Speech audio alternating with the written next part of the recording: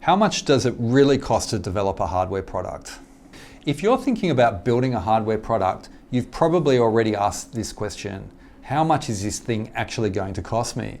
And the honest answer, well, it depends, and it's probably more complex than you might think. Unlike software, hardware development isn't just about writing code. You're dealing with physical products, engineering design, prototyping, manufacturing, and often regulatory approvals. This means costs don't just add up. They're going to evolve over time.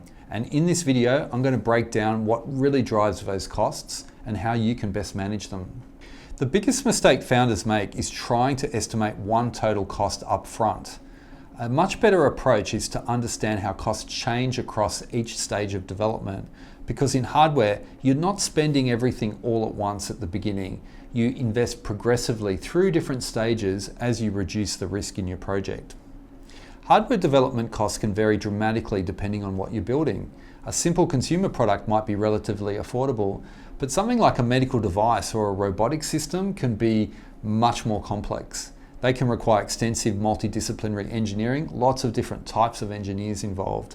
Key cost drivers could include how complex the electronics are, the mechanical design, the embedded software complexity, what regulatory requirements you need to meet, what kinds of testing you might need to do, supply chain setup, how much is manufacturing and tooling going to cost, how much is stock going to cost. So instead of asking what the costs are, maybe you should be looking at what does each stage cost. Stage one is exploration. This is where you figure out if your idea is worth pursuing. You're doing things like user research, defining requirements, system planning, and regulatory research.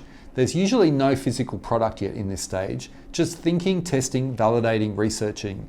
Cost level is low, but the value is extremely high because this stage prevents you from wasting money later.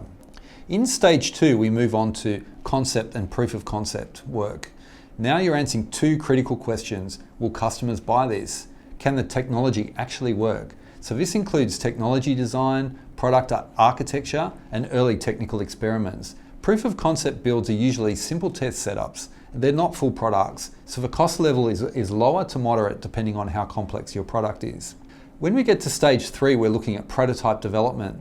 This is where things start getting a lot more expensive and involved.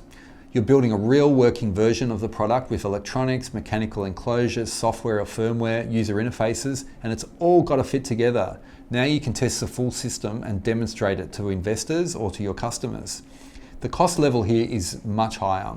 This is often where development costs increase significantly. In stage four, we're looking at production preparation. So this is typically the most resource intensive stage. You're preparing the product for manufacturing, which includes design for manufacturing, tooling, supply chain setup, and certification testing.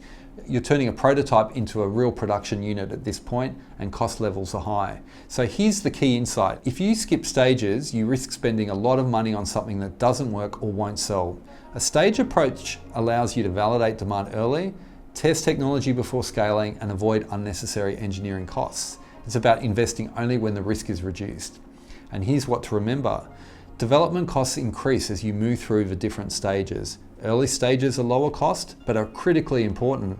Prototype development introduces significant engineering costs, and manufacturing preparation is usually one of the more expensive stages as well.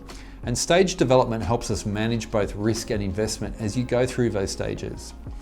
The goal isn't to guess a number at the start, it's to manage investment as you learn. The most successful hardware startups don't just build, they validate stage by stage, reduce the risk before they move on to the next stage.